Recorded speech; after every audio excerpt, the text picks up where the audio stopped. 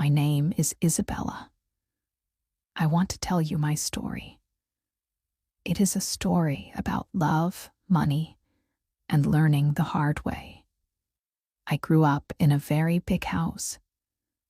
My family has a lot of money. We always had nice things. We had cars, drivers, people who cooked for us, people who cleaned the house. From the outside, my life looked perfect. Many people told me, Isabella, you are so lucky. And yes, in many ways, I was lucky. I had good parents. They loved me. They gave me everything I needed. Good schools, nice clothes, holidays in faraway places. But sometimes, the big house felt empty. Sometimes, I felt alone. Money can buy many things, but it cannot buy true friends. It cannot buy real love. I was often shy. I didn't know if people liked me, Isabella, or if they liked my family's money. It made me quiet. It made me careful. I loved reading books. In books, stories were simple. Love was true. People were honest. I wanted a life like that. A simple life. A life with real feelings. When I was 23 years old, I went to a small art gallery opening in the city. My parents liked art. They took me with them. I didn't know many people there. I stood near a painting, looking at the colors. It was a picture of a quiet sea. Then a man came and stood beside me. He was tall. He had kind eyes. His smile was soft. He looked at the painting too. "It's beautiful, isn't it?" he said. His voice was calm. "Yes," I said. "It makes me feel peaceful." He looked at me then. "My name is Marcus," he said. "I'm Isabella," I replied. We started talking. Not about money. Not about my family. We talked about art. We talked about the sea. He asked me about my favorite books. He asked about my dreams. He listened. He really listened. It felt different. Most men I met talked about cars, business, or my father's company. Marcus talked about feelings, about simple things. He told me he worked for a small company. He said he didn't have much money, but he loved his job. He said happiness was more important than wealth. I liked hearing that.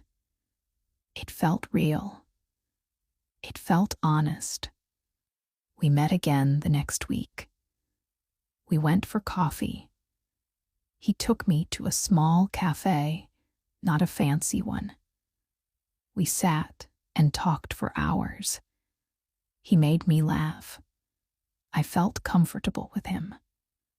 I felt like I could be myself. I didn't have to pretend. I didn't have to worry about saying the wrong thing. He told me I was beautiful. He said it looking into my eyes. He said I had a kind heart. He said he liked my quiet way. My heart felt warm. I started to believe that maybe, just maybe, he liked me, Isabella. Not my family's money. We started seeing each other often.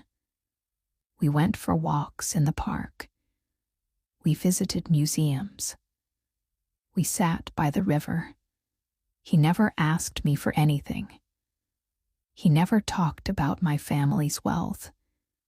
When we went out, sometimes he paid, sometimes I paid. It felt equal. It felt normal. My parents met him. My father was careful. He asked Marcus many questions about his job, his family, his plans.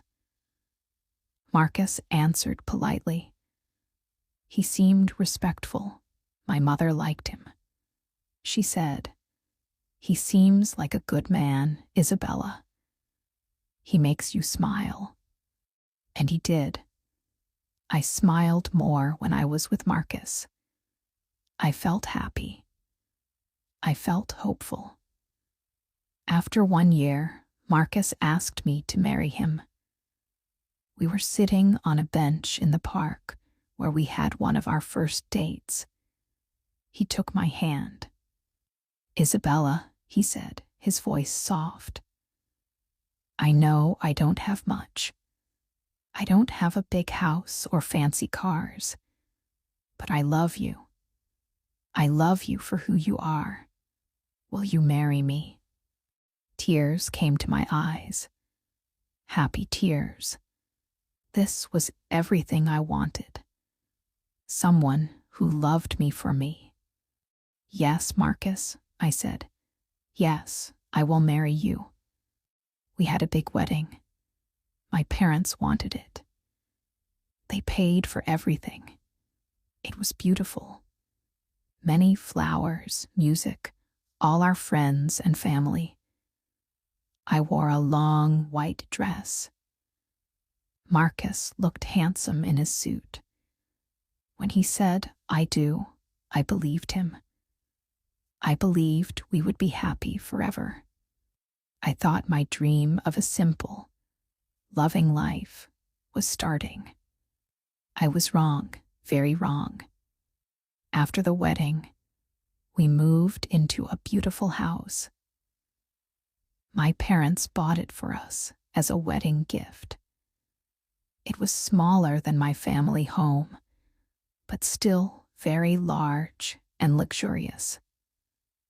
Marcus seemed happy. I was happy. The first few weeks felt like a dream.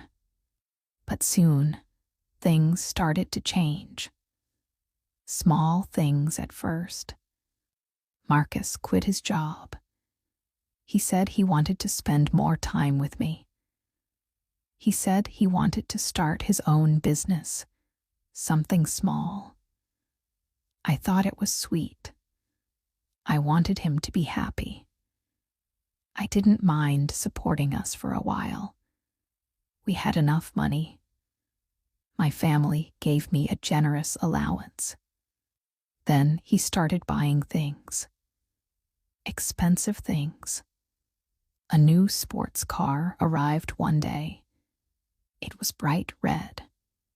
"Surprise," he said, smiling. "For us." "It's beautiful, Marcus," I said. "But how did we pay for it?" "Don't worry about it, my love," he said, kissing my cheek. "Your parents gave us wedding money, remember? And we have your allowance. We deserve nice things." I felt a little uncomfortable. I didn't need a sports car, but I didn't want to argue. I wanted him to be happy. He started going out more often. He said he was meeting people for his new business idea. He came home late. He smelled like expensive restaurants. When I asked about his day, he didn't say much. "Just business meetings," he would reply. He seemed tired, or maybe distant. He started asking about my family's money more often. "How much is your father's company worth?" he asked one day. "Will you inherit everything?" "Why do you ask, Marcus?" I said. "Just curious, my love," he answered quickly. "It's good to plan for our future." His questions made my stomach feel tight. Why was he suddenly so interested in money? Before we married, he never talked about it. He said happiness was more important. One afternoon, I was looking for a pen in his desk drawer. I found a pile of papers hidden underneath some old files. They were bills, credit card bills, loans. They showed Marcus owed a lot of money. Thousands and thousands of dollars. And these debts were from before he met me, before our wedding. My hands started shaking. He told me he didn't have much money. He didn't tell me he was in deep debt. Why did he hide this? That evening, I waited for him. When he came home, I showed him the papers. "Marcus, what is this?" I asked, my voice trembling a little. He looked at the papers, then at me. His face changed. He didn't look soft anymore. He looked annoyed. "Why were you looking through my desk?" he asked sharply. "Don't you trust me?" "I wasn't looking," I said. "I found them by accident. Why didn't you tell me about these debts?" He sighed. "It's old news, Isabella. It's nothing. I was going to handle it." "Handle it how?" I asked. "With my money." He stepped closer. "It's our money now, isn't it? That's what marriage is. We share everything." His words felt cold. Suddenly, I remembered all the expensive things he bought. The car, new clothes, watches. Was he using my money to pay his old debts? I felt confused. I felt hurt. Part of me wanted to believe him. Part of me remembered the kind man who talked about books and dreams. But another part of me felt a knot of fear in my stomach. From that day on, things got worse. He became more controlling about money. He wanted to see all my bank statements. He asked me to transfer large amounts of money to his account for his business. When I hesitated, he got angry. "Don't you support my dreams?" he would say. "Don't you want me to succeed? It's for us, Isabella." He started to criticize me. He didn't like my friends. He said they were snobs, just like my family. He wanted me to spend less time with my parents. He said they interfered too much. I felt isolated. I felt trapped in my beautiful house.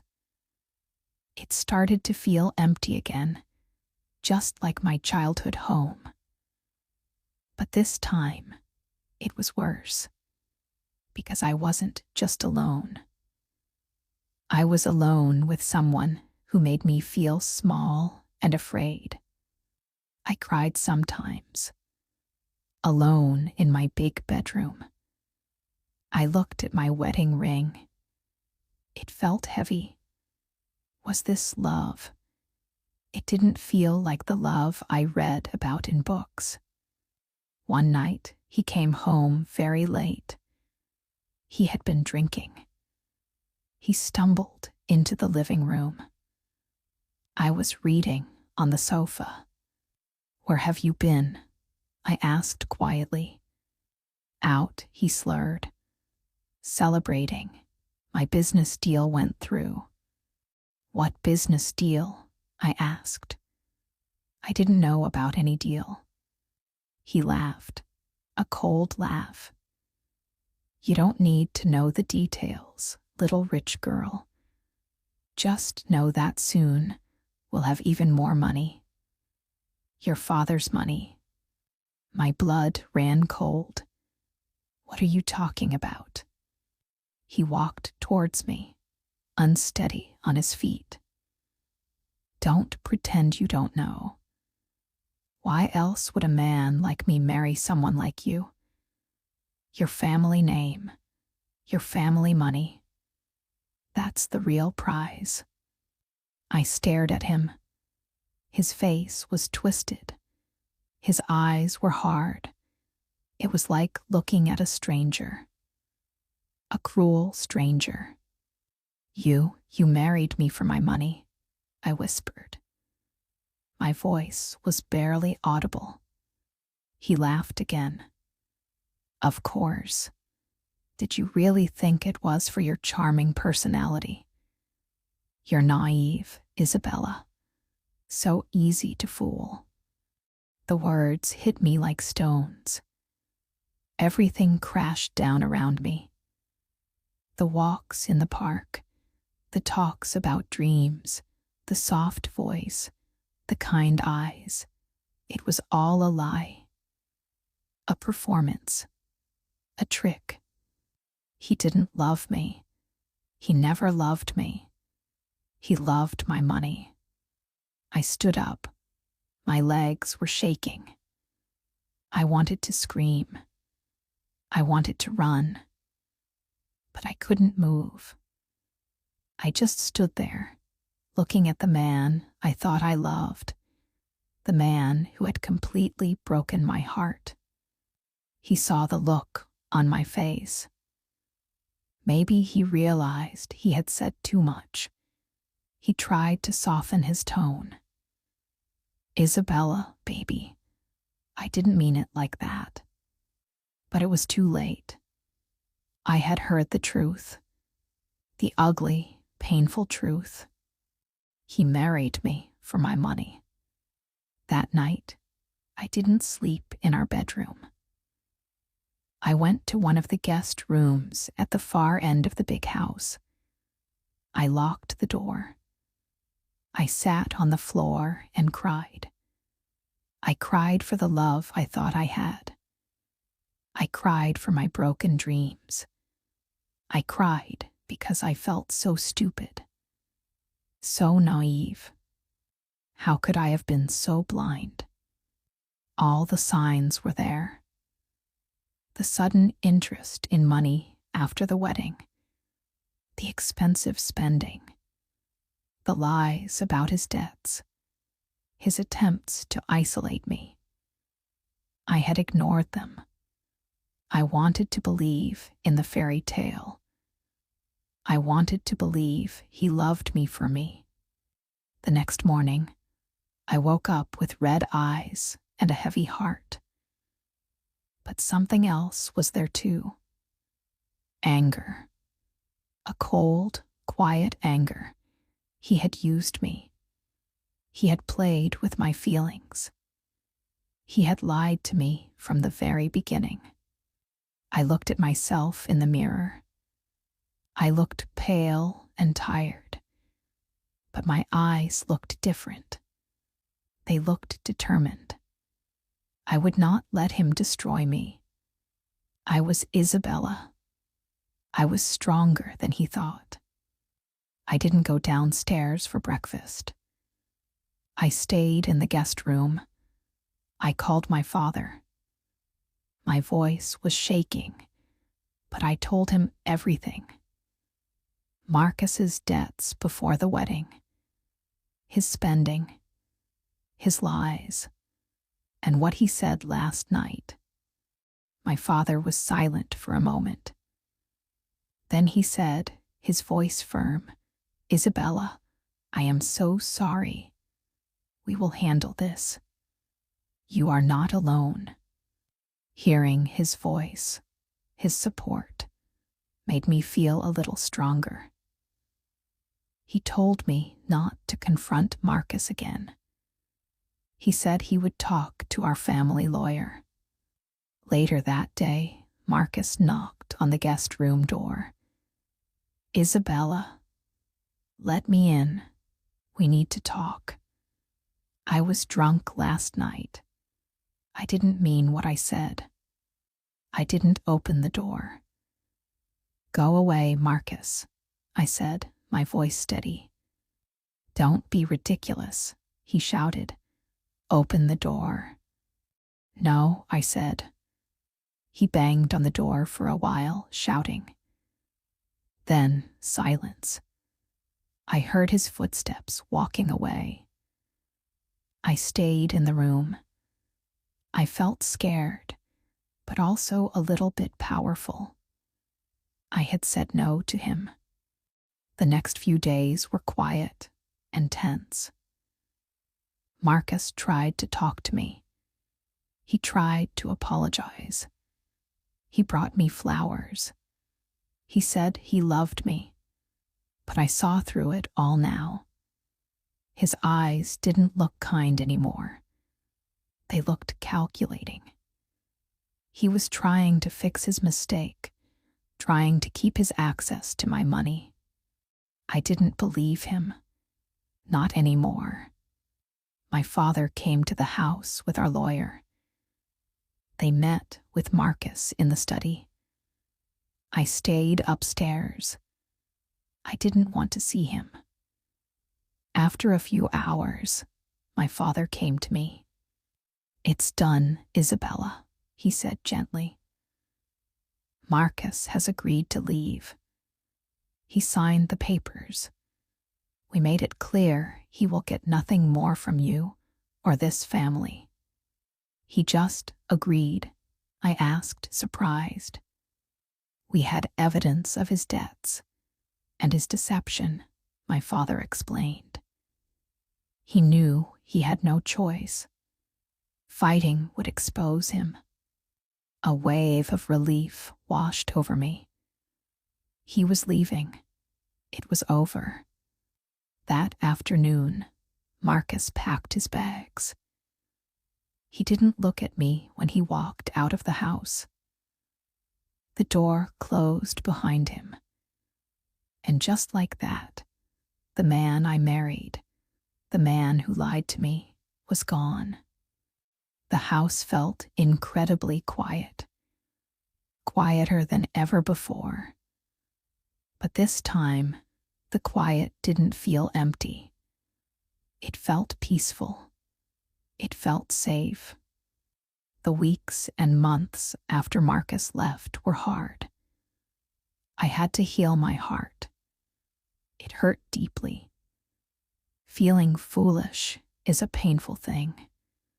Feeling betrayed is even worse. I spent a lot of time alone. I read books.